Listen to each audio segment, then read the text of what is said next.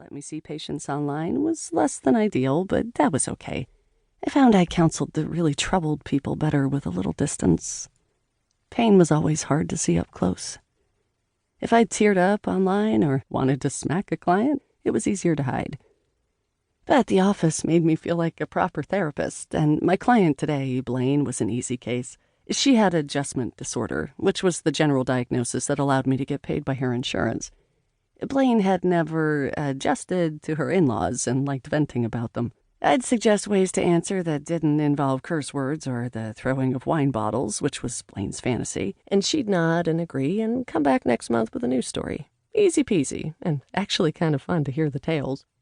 Her real issue was feeling confident enough to contradict her mother-in-law and not backing down, but we were getting there.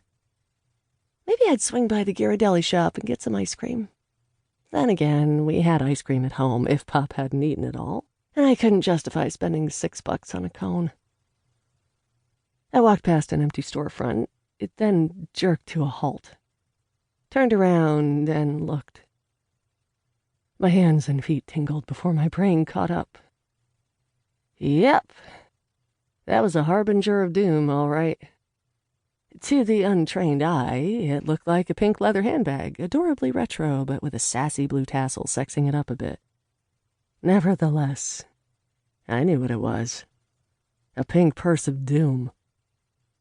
Shit.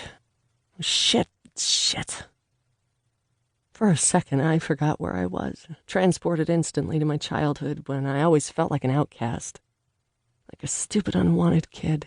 Like I'd done something wrong just by breathing. Genevieve London Designs, coming soon. Accessories, fashion, and home goods for the discerning consumer. My reflection in the glass showed me for what I was. Not a discerning consumer. Not a fashionable woman. Just an ordinary-looking person with her dark blonde hair pinned up in a graceless bun, wearing dark pants and a dark shirt. Both polyester. This morning I thought I looked nice. Crisp. Professional. Right now I look droopy, hot, and scared. This was not how Genevieve would have crafted me.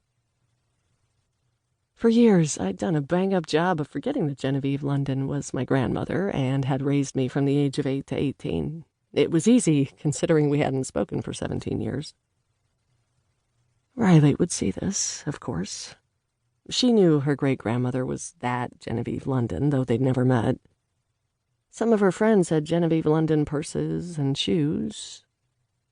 The arrival of one of her shops in Chicago would not be good news. Riley, being 16, was bound to have strong feelings about this one way or another. Bad feelings, probably, given the black rain cloud she'd been living under for the past few months. Coming soon. At least I'd had this warning. God. Imagine walking past this store's grand opening and seeing the Gorgon after all these years. I could use the drive home today to figure out what to say to Riley, and how to head off any expectations she might have, like the idea that Genevieve might want to see us.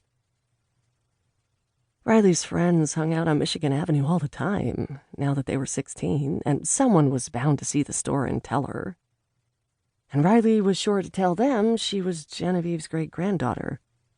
Would her friends even believe her? Genevieve London was an international brand. Riley and Pop and I, we were just regular folks. I hurried up, walking briskly to my car, sweat streaming down my back. I dressed up today to look the part, but I regretted it now. My left heel was rubbing in the unfamiliar pump. All these years without a Genevieve London boutique in Chicago. Sure, Genevieve stuff was in all the high-end department stores, but a dedicated store? Ugh. I'd been naive enough to imagine she'd stayed out of Chicago because she knew we were here. But no, her empire was expanding still. I didn't want to assume this would bother Riley, and I didn't want to assume that it wouldn't. I didn't want her to think I was upset. I didn't want her to feel rejected, and I didn't want her to get her hopes up, and I didn't want her to sublimate any of those feelings if she had them, and I didn't want her to feel she couldn't tell me about them if she had them, and I didn't want her to feel that she had to tell me about them if she didn't want to. Being a single mother and a therapist.